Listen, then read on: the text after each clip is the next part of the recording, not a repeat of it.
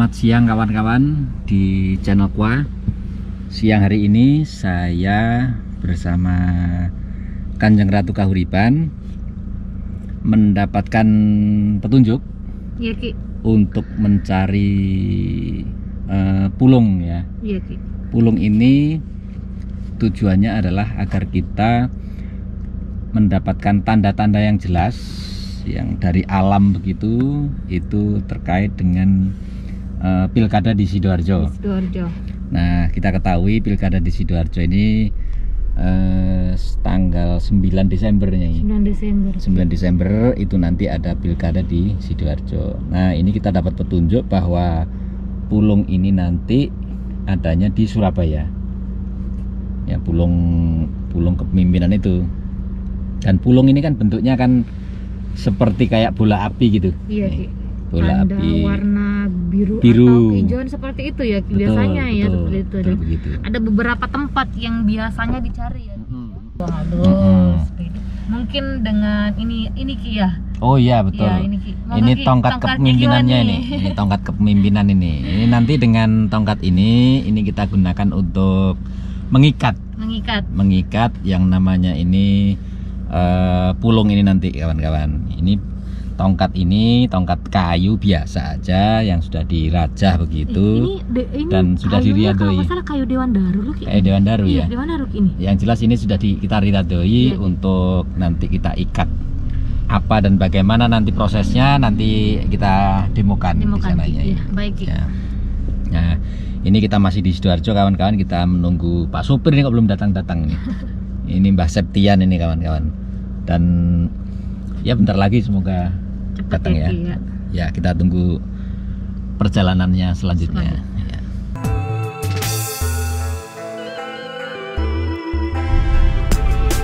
Nah, ini kita berjalan di Jalan Kartini, Jalan Untung Suropati. Nah, ini kita sudah beberapa hari ini muter-muter di Sidoarjo dan belum ada tanda-tanda bahwa pulung itu mau muncul di Sidoarjo. Jadi selama ini juga semua calon pasti bertanya-tanya, kawan-kawan. Kebetulan rekom dari partai memang belum turun. Ada satu partai yang Partai Gerindra ini sudah mengeluarkan rekomendasi, cuman ya masih apa itu debatable juga ini, tapi ya moga-moga aja enggak gitu. Terus lagi partai-partai lain juga belum ada rekomendasinya ini, termasuk juga Partai Demokrasi Indonesia Perjuangan juga belum turun. Padahal yang kemarin itu sudah ada 75 rekomendasi kabupaten kota, cuman ya itu tadi karena pulung memang belum kelihatan jadi ditunda lagi kawan-kawan. Nah, inilah hari ini kita akan proses mencari ini tanda-tanda ini, kita berkeliling-keliling lagi. Ya memang harus sabar memang kalau dalam proses-proses seperti ini.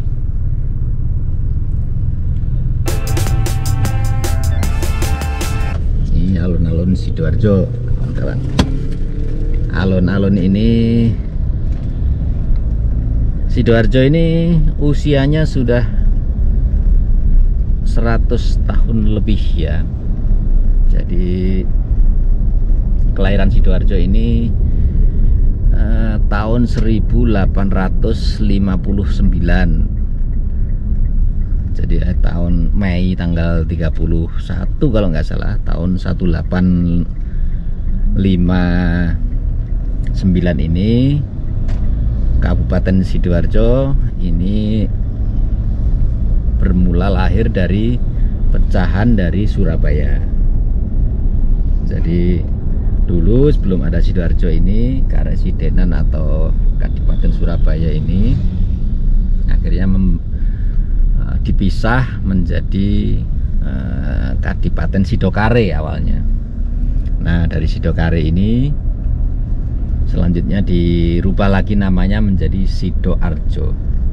Ini start plat tahun 1859 nomor 30. Jadi era Hindia Belanda ini. Nah, sampai sekarang Sidoarjo ini kalau di Jawa Timur ini menjadi kabupaten terkecil ya. Terkecil kawan-kawan. Terkecil tapi sebenarnya PAD-nya gede. Di kabupaten dengan PAD terbesar di Jawa Timur ya di Sidoarjo ini.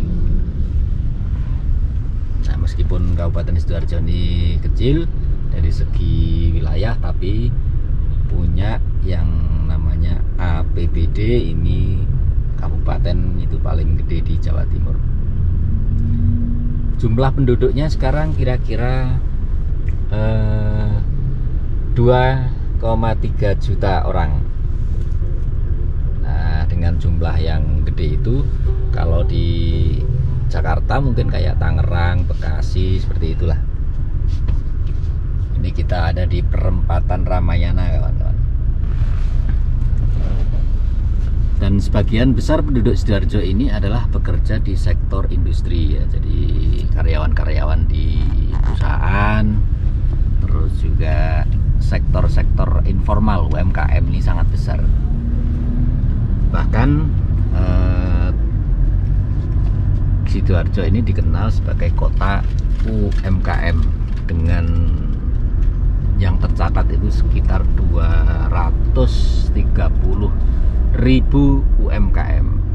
Tentu saja lebih besar dari itu jumlahnya. Ini yang tercatat saja ini di catatan pemerintah kabupaten.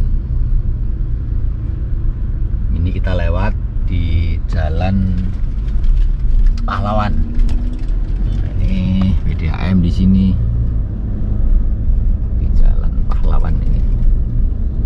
Dan yang menarik karena penduduknya besar, jumlah penduduknya 2,3 juta ini tumbuhnya, munculnya mall, pertukuan baru juga pasti akan muncul, termasuk juga para wisata. Penduduk kota tentu saja lebih memilih, sebenarnya lebih memilih di Sidoarjo untuk mencari hiburan karena dekat. Dulu sebelum ada mall di Sidoarjo, kebanyakan langsung ke Surabaya. Tapi sekarang ini sudah ada beberapa mall yang ada di Sidoarjo. Pertukuan tumbuh dan juga sektor-sektor informal semakin menggeliat. Nah, sayangnya kawan-kawan, ini di era pandemi ini sangat-sangat terpukul nih sektor-sektor informal ini. Yang awalnya dulu mungkin jualan apa aja di sini, gorengan atau bakso, mie ayam, sekarang ini jumlahnya semakin sedikit ya. Sedikit karena yang pembelinya juga sedikit sekali. Rata-rata menahan yang namanya ini uangnya untuk disimpan. Dan tadi saat rapat di Pendopo yang lucu itu, Sidoarjo ini masih dinyatakan zona merah ini. Sementara yang namanya Surabaya sama Gresik ini sudah zona orange. Ya, ini munculkan kekhawatiran bahwa penanganan COVID di Sidoarjo masih belum maksimal ya. Meskipun masih debatable tadi antara metode pendekatan yang digunakan, kenapa kok Sidoarjo masih berada di zona merah. Tapi yang jelas kawan-kawan bahwa masyarakat di sini kelihatan nyaman-nyaman saja, tidak ada pengaruh sebenarnya. Ya, meskipun ini juga perlu diwaspadai karena corona ini kan belum ada obatnya, ini belum ada vaksinnya. Demikian gambaran dari Sidoarjo. Nah, kepemimpinan di Sidoarjo cukup kondusif ya. Jadi di sini tidak jarang sekali gejolak-gejolak besar. Nah, ini sambil kita menuju ke Surabaya, kita ngobrol-ngobrol ya Nyai ya. Iya Ki. Ini kita berandai-andai boleh lah, karena dalam dunia politik ini semuanya Bisa jadi pemimpin. bisa jadi pemimpin, dan setiap orang punya hak memimpin yang sama, hak politik yang sama. Kira-kira Nyai, ini kira-kira kalau Nyai ini jadi bupati misalnya, Iya Ki. pertama kali yang Nyai lakukan apa ini? Kalau saya Ki ya, bukan kota menjadi maju, tapi kota menjadi kreatif. Oh, kreatif ya. Yang paling utama bukan industri besar yang saya fokuskan, tapi yang kecil-kecil dulu Ki. Oh, yang kecil-kecil dulu. Karena yang kecil itu kalau banyak Ki, jauh lebih hidup ya. lebih hidup, lebih menguntungkan. Bahkan yang kecil-kecil Betul sekali. lebih Betul. ada penghasilan rakyat kecil Ki. Saya gitu. sepakat. Nah kalau ada apa-apa Ki, yang kecil kan banyak tuh Ki. Kalau yang besar sekali tutup, Jatuh. habis semuanya Jatuh semua. Ki. Betul, Gitu. Kayak negara mana Ki? Apa itu? Nyai. Gak usah jauh-jauh Ki, tetangga kita kayak Cina. Di rumah semua mereka kan industri rumahan. Home industry ya. Iya, home industry. Jadi ada pun apa-apa, misalnya umpamanya kayak sekarang ini COVID ya 19. Disuruh PSBB atau di rumah aja. Ya memang setiap hari mereka di rumah, nggak masalah mereka di rumah. Setiap harinya mereka kerjanya di rumah, gitu loh Ki. Iya, sepakat. Sekarang kalau kita kayak yang ada di Indonesia nih, kalau pabrik tutup, ya sudah di lockdown, ya sudah kita nggak bisa apa-apa, nggak bisa kerja, nggak bisa apa-apa, gitu Ki. Kuncinya di kreativitas ya. Kreativitas Ki. Nah, yang paling utama adalah pemerintah daerah setempat atau negara tersebut harus mendukung penuh. Nah, itu benar. Dari itu pun instansi yang dibawa, yang diarahkan harus mendukung. 4 instansi yang harus mendukung Ki.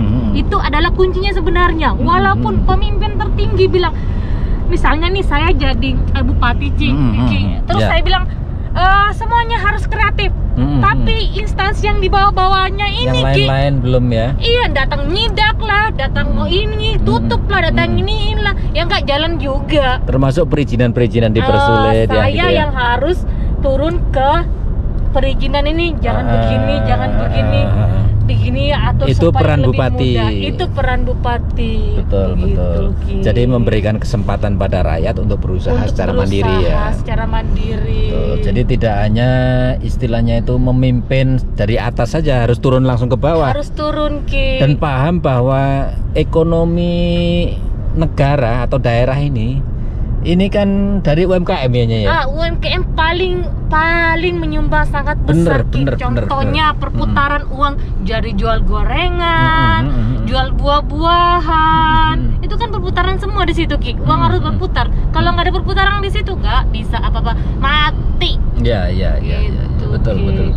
Jadi memang inilah PR-nya pemimpin Sidoarjo ke depan ya. Ke depan itulah PR paling utama. Jangan maju untuk membangun rumah. Untuk apa punya rumah yang bagus, jalanan bagus, tempat bagus, tidak perlu. Kalau rakyatnya lapar untuk apa? Tidak bisa bekerja. Yang paling utama perutnya kenyang, punya pekerjaan dan kreativitasnya semuanya bisa diatur. Semua bisa dibangun. Gitu yang paling utama. Jadi kalau pemimpin di Sidoarjo istilahnya itu memprioritaskan hanya pembangunan fisik, itu menurut Nyai keliru juga ya. Sangat keliru Ki. Buat apa istilahnya itu? Rumahnya bagus, jalannya bagus. Kalau rakyatnya pengangguran. Gitu ya. Penghasilannya kagak ada. Gitu, nggak kerja. Semua pada ngikut pabrik. Kerja di pabrik, pas pabriknya tutup.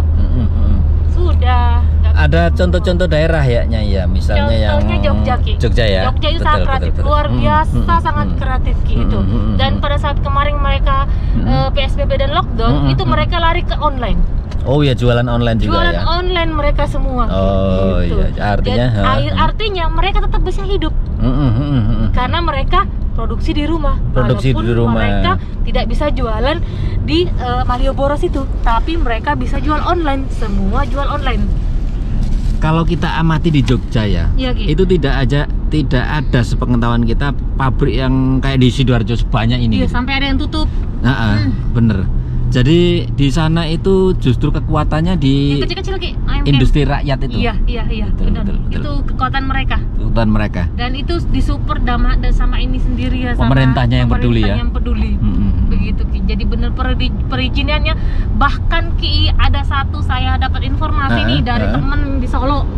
Dia sampai buka pabrik kosmetik atau pabrik kosmetik itu dia buka untuk perizinan supaya gampang. Karena dia buka di Jogja. Oh. Karena gitu ya. izinnya yang gampang keluar di Jogja daripada di Solo sendiri. Seperti itu. Ya, jadi pemerintah yang sangat mendukung rakyatnya dan membela rakyatnya ya. Iya, itu Ki. Terutama itu yang didambakan. Iya, karena bagaimanapun sebenarnya UMKM itu adalah piringnya semuanya. Piringnya rakyat. Iya, piringnya rakyat dan piringnya kita semuanya. Betul. Sementara kan kayak pegawai negeri terus yang lain-lain ini kan makannya dari ini aparatnya dari pajak ya sebenarnya. Kalau pajak nggak ada masukan, ya, dapatnya juga susah juga. Gitu. Jadi akhirnya nggak bisa bangun nggak juga. Bisa. Makanya harus UMKM disupport Don. Betul. Apalagi semakin kecil UMKM jangan ditindas, kasihan gitu. Malah harus disupport gitu. Oke, sip.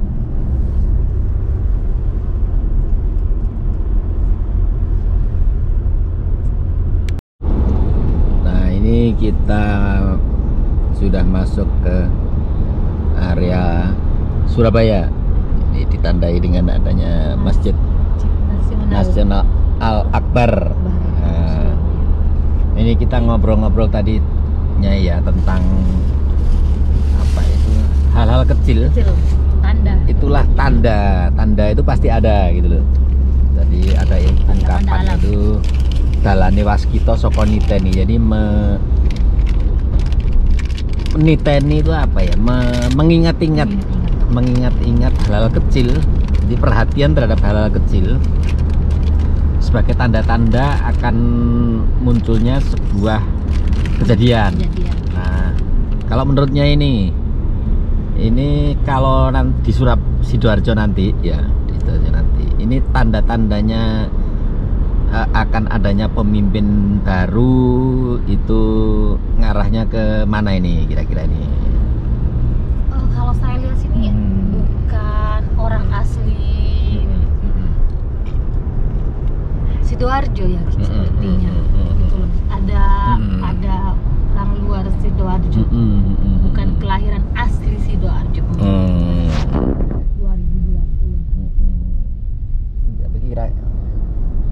Kira-kira begitu ya? Iya, kira-kira tanda-tandanya begitu ya. Tanda-tandanya seperti itu. Dan pasangannya itu nanti mungkin laki-laki perempuan apa laki-laki kira-kira itu? Kelihatannya laki-laki. Laki-laki. Masih laki-laki. Jadi bupatinya laki-laki. Iya. Si wakilnya laki-laki. Masih agak susah dengan pemimpin untuk perempuan laki-laki ya. dan perempuan untuk daerah Sidoarjo. Oh iya. Mungkin karena kultur mungkin ya. Iya, kultur daerah Sidoarjo itu masih kuat ya. Masih kuat dengan daerah santrinya itu ya. Iya, itu yang bikin seperti itu. Tapi sebenarnya apakah harus dari kalangan pesantren misalnya? Tidak juga sih, kalau pemimpin seorang perempuan itu kan kalau masih ibaratnya masih kayak di daerah, maksudnya daerahnya masih kecil atau belum kota banget ibaratnya. Kalau Sidoarjo Surabaya kan masih udah kota ya. Udah kota. Kalau Sidoarjo kan masih ada ini desa, ya. banyak desanya sebenarnya. Banyak desanya, itu yang kita perhitungkan. Jadi secara budaya perdesaan ini masih kuat juga masih ya. Kuat sekali. Dan nilai-nilai yang diyakininya. Seperti itu. Kira-kira untuk untuk maju di Sidoarjo ini selain mengembangkan UMKM, terus apalaginya yang perlu dimajukan ini? Seandainya jenengan tadi kan mengatakan bahwa jenengan mau jadi pengen pemimpin Sidoarjo ini. Ya kita doakan bersama ini, kita semoga itu Ki. yang nggak ada di Sidoarjo itu sektor pariwisatanya nggak ada Ki. Padahal deket dengan Malang Ki. Iya. Itu nggak ada. Padahal kemarin sih saya ngobrol-ngobrol sama Makassar nih. Kan mau ngadain dia kayak acara apa itu grup-grup kayak mobil gitu loh, kayak gengnya kayak perkumpulan itu ya. Dia sampai bingung di Sidoarjo kan tempatnya dia base camp. Asalnya terus bingung dia mau saya bawa kemana ini apa perkumpulannya, bingung dia. Sepakat. Gak ada tempat yang luas gitu loh. Kalau di Malang kan berarti yang di Malang dong banyak gitu. ya. Pasuruan dong lah, tak Sidoarjo lah bingung mau bawa kemana gitu. Padahal sebenarnya kalau kita kita teliti, sektor pariwisata ini bikin ekonomi banyak jalan juga ya. Nah itu apa itu Sidoarjo itu kan sebenarnya itu pantai Ki. Ya, pantai. Nah, kenapa pantainya kita itu nggak hidup? Belum dikembangkan secara optimal sebenarnya. Jadi kalau kita jalan ke daerah Telocor terus juga Tambak Cemandi di timur ini, di pantai timur ini rata-rata bakau dan airnya itu cenderung untuk warnanya coklat itu. Tidak ada pasirnya. Tapi itu bukan solusi, bukan alasan gitu loh, untuk tidak dikembangkan sebenarnya. Harusnya bisa gitu. Bisa. Gitu. Jadi ibaratnya itu ke situ tuh misalnya mungkin ada tempat rekreasi apa gitu yang bisa dikembangkan. Pasti juga pemandangannya bagus. Betul. Gitu. Jadi tidak hanya mengandalkan pada alam saja, tapi juga harus diciptakan ya. Ibaratnya bikin mungkin waduk atau kolam renang seperti itu kan bisa juga gitu dibikin. Dan industri-industri hiburan pendukungnya juga harus dikembangkan. Harus ada. Kayak misalnya kulinernya gitu ya. Nah, itu dia. Gitu. Nah, kita ada itu nih, terasi dari Sidoarjo itu sangat laris loh. Jadi terasi udang Sidoarjo itu bahkan saudara-saudara kalau dari Makassar itu masalahnya apa? Petis sama itu udang, terasi udang itu nggak ada yang paling enak itu dari Sidoarjo. Paling enak dari Sidoarjo. Memang. Nggak ada dari mana-mana pun nggak ada. Sidoarjo punya terasi itu paling enak. Padahal Makassar sendiri bikin terasi. Pantai ya? Ada pantai, tapi nggak bisa bikin terasi seenak dari Sidoarjo. Di sana juga ada tambak-tambak juga? Ada tambak. Kuat tambaknya di sana, terus pantainya apalagi ya untuk rekreasi luar biasa. Bagus, tapi Makassar memang yang sudah serius dikembangkan gitu. Malah daerah yang terkecil itu ke mana ya, Pare-Pare sana itu pun lautnya nggak ada pasir putih, tapi dibangun pinggirnya itu untuk rekreasi gitu luar biasa bagus. Di daerah mana itu? Pare-Pare.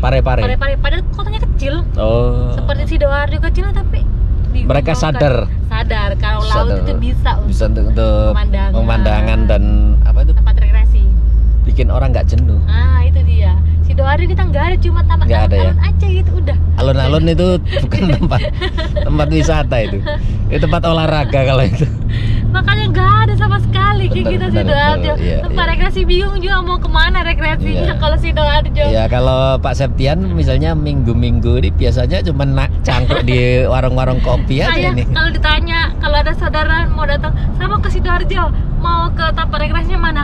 Nggak, nanti saya bawa ke Malang aja. Loh kok ke Malang? Bilang begitu. Loh nggak ada, bingung mau bawa kemana? Bener. Mau mancing aja, katanya nggak mau mancing, di sini juga ada mancing gitu. Kalau di Makassar ada pantainya namanya itu Losari itu ya? Iya, Pantai Losari. Itu sudah sepanjang pantai menarik. Terus nyebrang ke Pulau Kayangan. Pulau Kayangan hanya ada. Terus apa itu dari Pantai Losari ke itu lurus ke sana itu pantai apa itu?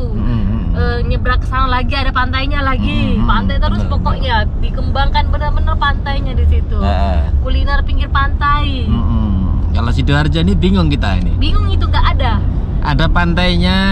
Padahal, tapi belum dikembangkan. Turun dari tol kan langsung Sidoarjo. Terus bingung mau kemana gitu. Jadi hanya sekedar ya ini kota transit ya sekarang ini ya. Benar. Terus pernah ada tamu dari dari Jakarta datang. Ke kotanya Sidoarjo. Ayo ajak muter. Ini kotanya. Muter 2 kali ini aja. Iya, ini aja. Iya. Ini kota. Itu. Iya, ini kotanya. Gitu. Ini mungkin sepersekiannya Jakarta gitu ya. Kalau Jakarta kita muter-muter itu sudah capek sekali puteran aja. Dia bilang, ini kayaknya Tangerang lebih gede deh, dia bilang gitu. Kalau Tangerang lebih gede deh, iya ini lebih gede. Memang lebih gede ini. Ya seperti itulah Sidoarjo. Jadi seakan-akan nih ya, ada kritik-kritik dari masyarakat itu ada atau tidak ada wali kota atau bupatinya itu sama saja. Sama saja. Jadi sudah pasti berkembang gitu, jalan ya, jalan di tempat gitu. Jalan di tempat. Ibaratnya numpang Surabaya aja udah bisa hidup. Gitu. Diurusi Surabaya aja udah bisa hidup. Gitu. Nah inilah tantangan nantinya ya apa itu jadi pemimpin Sidoarjo itu tidak mudah ya. Benar. Gitu. Nah, ini saya kok di Surabaya barat ini ya, arah Surabaya barat ini di tol ini kok memang belum ada tanda-tanda adanya apa itu pulung tadi ya. Belum. Tak lihat langitnya masih berwarna cerah begini dan belum ada ini nanti metode kitanya ini kita gunakan yaitu metode batin ya. Kayaknya arah ke pantai ya Ki ya. Arah ke pantai ini begini nih ya nanti ya. Jadi pulung-pulungnya di sana bisa jadi ini. Agak jauh juga arah ke pantai. Arah ke pantai nih.